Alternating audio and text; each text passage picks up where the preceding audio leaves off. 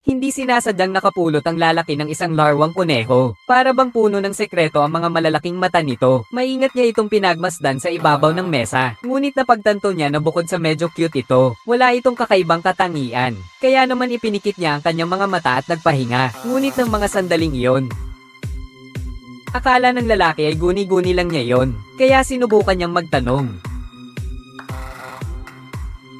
Nang makita niya ng mabuti, ang larwang iyon ay kusang tumutugtog ng drum. Kontrolado kaya ito ng boses? Umayos ng upo ang lalaki at muling nagtanong.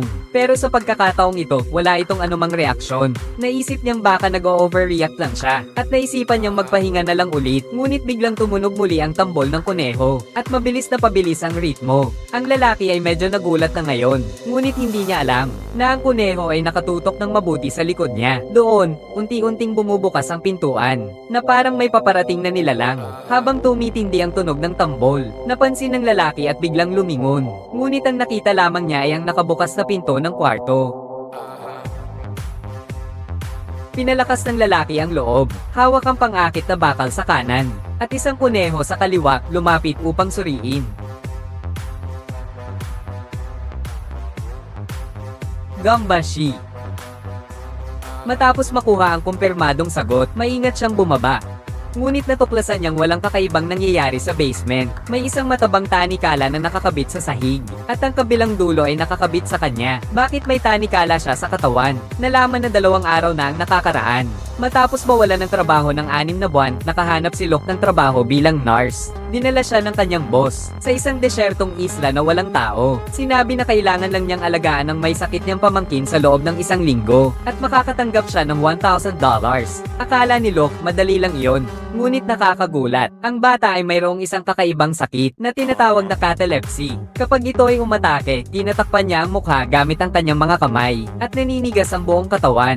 Walang reaksyon sa anumang panlabas na stimulation. Upang maiwasan ang pang-aabuso sa babae, kinakailangang magsuot ng espesyal na pagsusuong pangpiglas ang tagapangalaga. Paliwanag pa ng amo, ang pagsusuong pangpiglas na ito ay ipinasadya noon para sa ina ng babae na may sakit sa pag-iisip. Tinutulungan ng kasuotan ito na hindi siya makalabas ng bahay. At ang haba ng mga kadena sa kanyang damit ay sapat na hindi makakaapekto sa kanyang normal na galaw. Bukod dito, sa buong bahay ay may mga intercom na naka-install. Kung sakaling may mangyaring masama kay Aya, maaari siyang tawagin gamit ang intercom. Kahit na si Locke ay may alinlangan sa ganitong kakaibang kaayusan. Ngunit nang maisip ang malaking gantimpala, tumango pa rin siya at pumayag. Pagkatapos, sinuot sa kanya ng amo ang isang pang-restraint na damit. Isinaksak ang isang bakal na panulis sa butas at ikinabat ang mga butones. At sa pagitan, naglagay pa ng kondado. Sa ganoong paraan, si Locke ay hindi na makakapagtanggal ng damit sa kahit anong sitwasyon. Mabuti na lang at hindi kinuha ng amo ang susi, kundi inilagay niya ito sa ibabaw ng mesa sa silid tulugan ni Aya. Pagkatapos ng ilang simpleng paliwanag, umikot siya at umalis na may ngiti sa labi. Si Locke, na labis na nababagot, ay sinimulang sukatin ang kanyang sakop. Natuklasan niya na ang kadena ay umaabot hanggang sa pintuan ng babae at sa kabilang direksyon. Tama lang na matiyak niyang makarating siya sa pintuan ng bahay at makita ang aso sa bakuran na nakakadena. Mabilis na naisip ni Locke na pareho silang may kahalintulad na kalagayan. Kaya't pumasok siya sa loob at kumuha ng isang lata. Pagkatapos, bumalik siya sa pintuan upang pakainin ito. Upang magpalipas ng oras, wala siyang magawa kundi ilipat ang isang upuan. At umupo roon habang pinagmamasdan ng litrato nilang mag-ama. Ngunit sa oras ding yon, biglang naging alerto ang aso. Ang ilaw sa loob ng bahay ay kumislap at namatay. Sunod na parang may humihila sa kadena sa likod ni Locke na para bang may kumakalas ng dahan-dahan. Hindi nakahanda. Halos matamba si Locke sa pagkakahila. Nagulat si Locke at mabilis na lumapit sa bahay. Buksan ang ilaw at tingnan. Habang balak niyang sundan ng kadena ng bakal. Mula sa intercom sa dingding, narinig niya ang isang magulong tunog. Akala niya ay gumaling na si Aya, kaya't hindi na inisip ang kakaibang nangyari at agad na nagbigay ng sagot.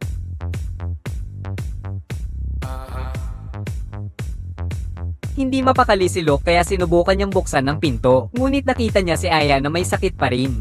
Habang handa na siyang umalis, biglang may narinig siyang kalabog sa banyo sa silid tulugan. Dahil hindi siya makalapit, sumigaw na lamang si Locke para magtanong. Ngunit wala nang anumang ingay na narinig mula sa banyo. Marahil ay dahil sa pagkasira ng dingding dahil sa katandaan. Kaya naman niya nalang sinabi sa sarili. Ngunit ang hindi niya inaasahan. Nang gabing iyon din, isang mas nakakatakot na pangyayari ang naganap. Pagbalik ni Locke sa kanyang silid tulugan at paghahanda ng matulog. Nang hindi sinasadyay napatingin siya sa taas. At isang nakakatakot na larawan ng isang mangkukulam sa dingding ang sumalubong sa kanyang mga mata. Nadama niya na kakaiba ang lahat ng bagay doon. Kaya naman tumalikod siya at hindi na pinansin ang larawan. Ngunit hindi nagtagal. Isang malakas na tunog mula sa likuran ang gumising sa kanya. Ang larawan pala ang nahulog mag-isa. Ang tingin niya ay eksaktong pantay sa kanya. Ang malamlam na mata ng babae sa larawan ay titig na titig sa kanya. Naramdaman ni Locke na may kaba sa puso. Kaya dali-dali niyang inilipat ang larawan. Ngunit hindi nagtagal. Ang nakakatakot na pakiramdam ay muling dumapo. Ito pala ay ang larawan.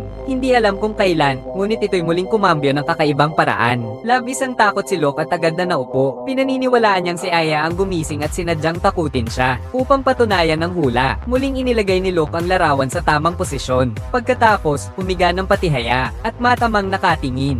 Hindi niya alam kung gaano katagal. Ang frame ng larawan ay walang anumang kakaibang nangyari. Unti-unting nakarelax si Locke at dahan-daang nakatulog. Ngunit biglang, isang malakas na tunog ng pagbasag ang gumising sa kanya. Akala niya yung larawan ay hindi na ilagay ng maayos at nahulog. Ngunit nang balak niyang itayo ito, napansin niyang ang mga mata ng babae sa larawan ay kumurap. Parang tinititigan siya ng galit. Si Locke ay muling nagising sa takot. Ngunit napansin niyang ang frame ng larawan ay maayos pa ring nakalagay. Natanto niyang isang masamang panaginip lamang ito. Dahil dito, wala na siyang ganang matulog. Kaya tumayo siya at pumunta sa sala upang maghanda ng apoy para magpainit. Ngunit pagkabukas niya ng kalan, napansin niya na may isang kakaibang hugis ng kuneho na laruan sa loob. Bago pa siya makapag-isip kung anong nangyayari, lumabas ang batang babae na si Aya na may hawak na pang-ubos. Nang makita ito ni Locke, nagmadali siyang ipaliwanag na siya ay isang caregiver na ipinadala ng kanyang tito. Parang unti-unting nawala ang pagdududa ng kabilang panig nang marinig ito. Sa kasunod na pag-uusap, nalaman ni Locke na ang ama at tiyuhin ni Aya ay dati-rati ay namumuhay sa Pangangaso. Mula nang mawala ang ina ni Aya, saka lang sila nagbago ng hanap buhay. May malubhang claustrophobia ang ama ni Aya. Isang beses, nagkamali siya at nabilanggo ang sarili sa basement. Sumiklab ang sakit, at sinaksak niya ang sarili niyang ulo gamit ang pana at busog. Naawa si Locke sa nangyari sa kanilang pamilya. Ngunit pagkatapos nilang mag-usap, parang may mali sa pakiramdam ni Locke. Naalala niya ang mga kakaibang pangyayari na naranasan niya kanina. Kaya't nagpasya siyang puntahan ng silong para imbestigahan. Ang ilaw dito ay nakabukas na. Ang malawak na lupa ay walang hadlang. Maliban sa kabilang dulo na nakakadena ng mga bakal na kadena, may ilang lumang kasangkapan na tinaakpan ng puting tela. Habang siya ay naghahandang umalis, bigla niyang napansin ang isang bilog na maliit na butas sa kahoy na pader. Ang madilim na butas ay nagpapakita na tiyak may espasyo pa sa likod. Itinaas ni Locke ang flashlight at tinutok ito sa loob. At pagkatapos ay halos matakot siya ng labis. Matagal na tumigil bago nakapagtimpi. Nagtipon ng lakas ng loob at lumapit upang magmasid. Napansin na isang bangkay na tuyo ang nasa harap. Malinaw na ang biktima ay isang babae at may nakatusok na pana sa kanyang dibdib. Naramdaman ni Locke ang matinding takot. Kanina lang, sinabi ni Aya na nawawala ang kanyang ina. Ngunit ang butas na ito ay malinaw na nagpapakita. Alam niyang naroon ang ina niya. Sa pagsusuri sa mga palaso sa bangkay, biglang sumagi sa isip ni Locke ang posibilidad na pinatay ng anak ang ina nito. Dahil dito, dahan-dahang binuksan ni Locke ang pinto ng silid ni Aga. Biglang umatake ulit ang karamdaman nito. Nakaupo at hindi makagalaw sa kama. Nakita ni Locke ito at agad nag-aral ng plano para makatakas. Pumasok siya sa katabing imbakan. Tinanggal ang vent na nakaharap sa mesa ng kwarto. Nais sanang abutin ng susi, ngunit hindi sapat ang haba ng kanyang braso. Kaya tanging telepono na lang ang kanyang maabot. Walang magawa. Kaya nagdesisyon siyang kontakan ng amo niyang nag-hire sa kanya. Sa huli, dito'y walang tao. Kahit na mag-report sa pulis, hindi niya alam kung paano ilarawan ang eksaktong lokasyon.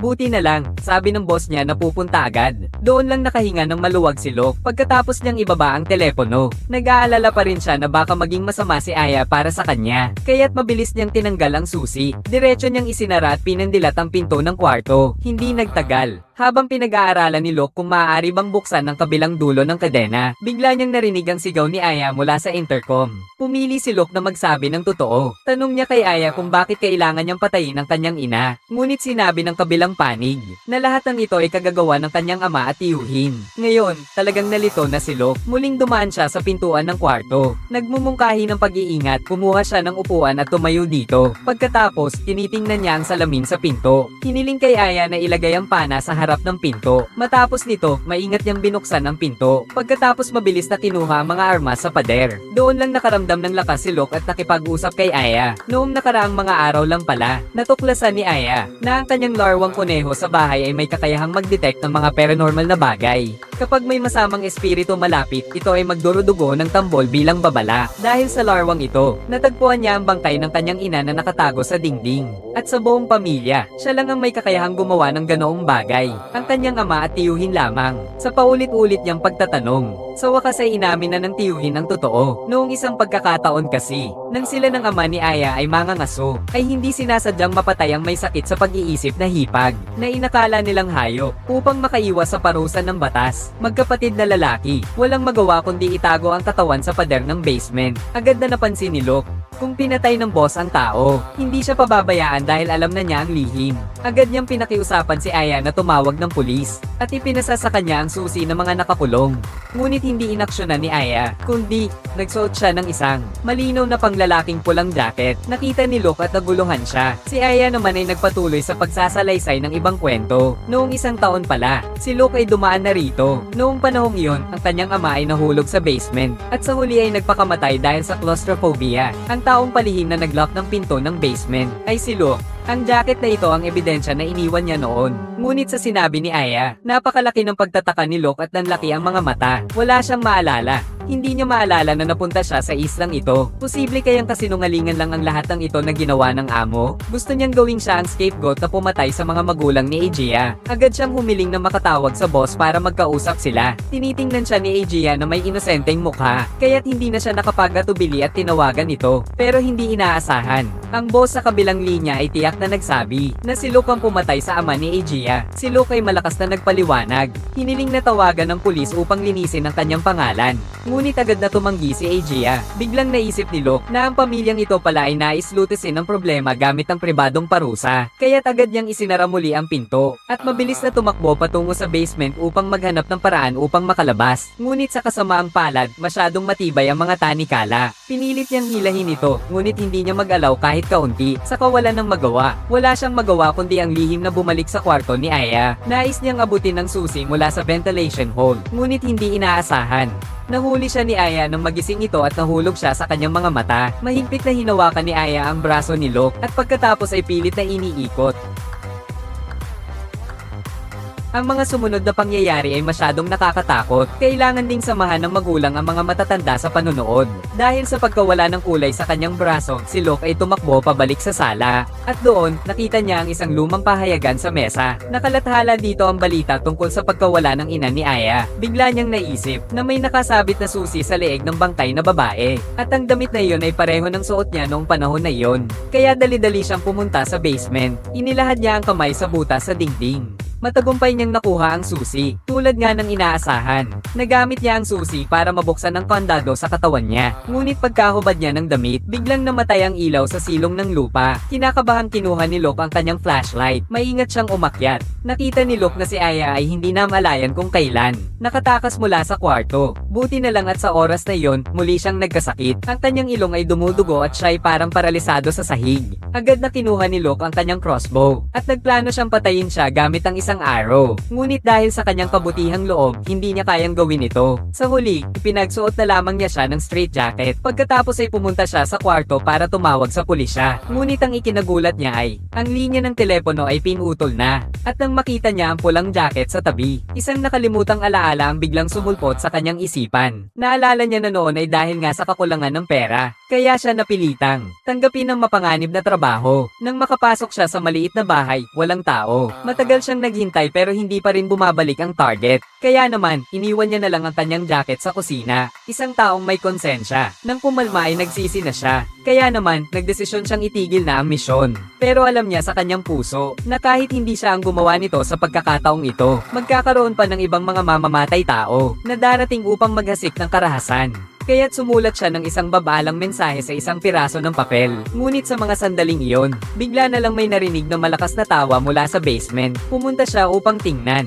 At natuklasan niyang nakalak na ang pintuan ng basement. At sa pag-uudyok ng kanyang pagkamausisa, ipinutok niya ang susi at bumaba. Pagdaka, nakita niya ang target na nagpakamatay dahil sa claustrophobia. Si Luke ay natakot na halos mawala ng ulirat. Nagmadali siyang tumakas nang hindi alam ang daan. At hindi niya inakala na ang kanyang amo ay inisip na siya ang may kagagawa ng lahat ng ito. Kinagabihan din ay natagpuan na siya at binayaran na ang sahod. Matigas ang paninindigan ni Luke na hindi siya ang gumawa. Pero hindi naman naniniwala ang amo. Sa halip ay inakala nitong nagpapaangat ng presyo si Luke. Kaya naman ipinakita nito ang natitirang babala na iniwan niya. Kaya wala nang magawa si Luke para ipagtanggol ang sarili. Paulit-ulit niyang sinabi na hindi niya tatanggapin ang bayad na yon.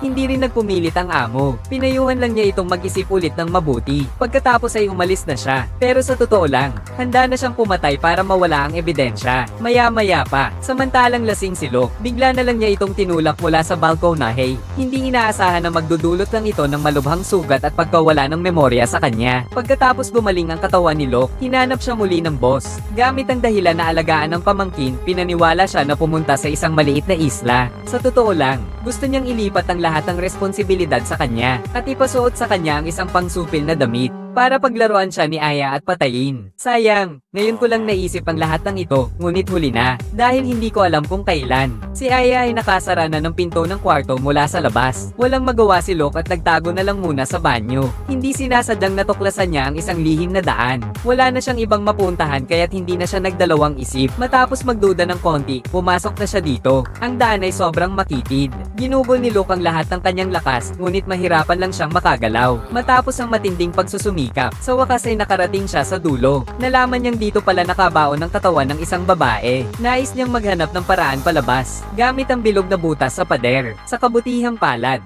binuksan ni Aegea ang maliit na pangsawangso na nasa butas. Itusok sa kahoy na tabla, harap sa matalim na titig ng patay na babae sa likod. Tahimik na pinipilit ni Luke na maghiwa, ngunit may pakiramdam siyang may nakatitig sa kanya. Hindi sinasadyang. Dahil sa takot, napansin niya na parang nagbago ang anggulo ng ulo ng patay na babae. Hindi niya alam kung ilusyon lang ito. Bilang pag-iingat, kinailangan niyang takpan ang ulo ng bangkay ng babae gamit ang sombrero. Pagkatapos, pinabilis niya ang galaw ng kanyang mga kamay. Ngunit sa mga sandaling iyon, muling pumalabit ang laruan ng kuneho sa lupa. Hindi nagtagal. Ang tunog ay nakahatak kay Aya pababa. Nakita ito ni Luke at dali-daling pinatay ang kanyang flashlight at nagtago sa sulok. Alam na ni Aya na ang tunog ng pagkatok ay tiyak mula sa bangkay ng ina, kaya't pumunta siya sa bibig ng yungib upang tingnan.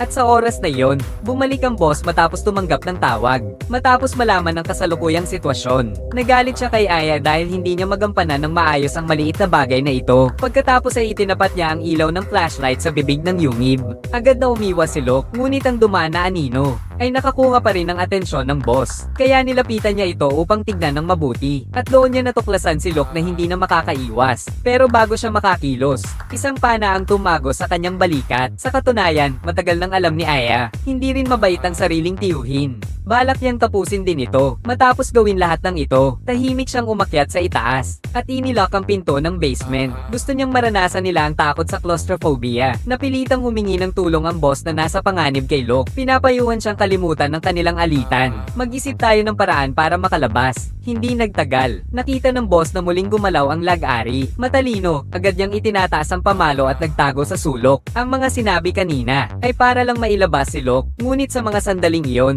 lumabas ang boses ni Luke mula sa radyo. Sabi niya, pagtakas niya, agad siyang magpapalam sa pulis at hihingi ng tulong sa amo niya na magtiis muna. Noong mga oras na yon, natuklasan ni Luke na may isa pang butas ng ventilasyon doon. Ginamit niya ang lahat ng lakas para makalabas sa makipot na butas. Nagulat si Anna nang marinig niya ang tunog. Hindi niya inaasahan. Kahit nasa ganoong kalagayan na si Luke, mabuti pa rin ang kanyang puso. Nang maisip yon, dahan-dahan siyang nagtungo sa pintuan.